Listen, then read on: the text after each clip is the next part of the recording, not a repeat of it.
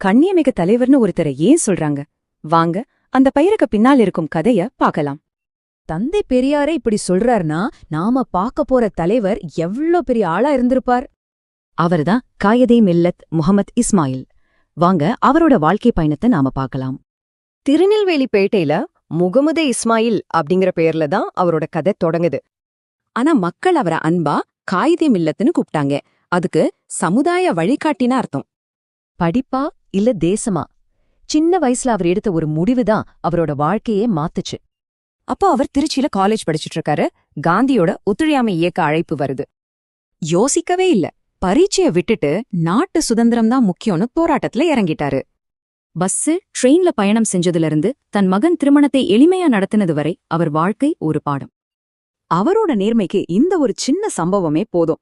அவரோட ஆபீஸ்ல நடந்தது இது. சொந்த கடிதத்துக்கு ஆபீஸ் ஸ்டாம்ப பயன்படுத்த மறுத்துட்டாரு. பொது பணம்னா அவ்வளவு நேர்மை. அவரோட நாட்டுப்பற்று வெறும் பேச்சோட நிக்கல, செயலிலும் அதை காட்டினாரு. 1962ல இந்தியா சீன போர் நடக்குது. அப்போ ஒரு தந்தையா அவர் ஒரு மிகப்பெரிய தியாகத்துக்கு தயாரானாரு.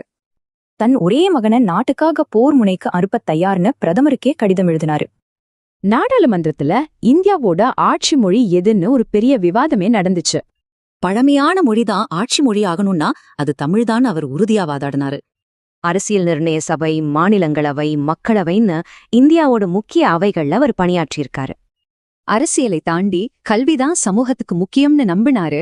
அதனால 14 கல்வி நிறுவனங்களை உருவாக்கினாரு. திருச்சியில ஜமால் முகமது காலேஜ், கேரளால ஃபரூக் காலேஜ் மாதிரி பல முக்கியமான நிறுவனங்கள் அதுல அடங்கும்.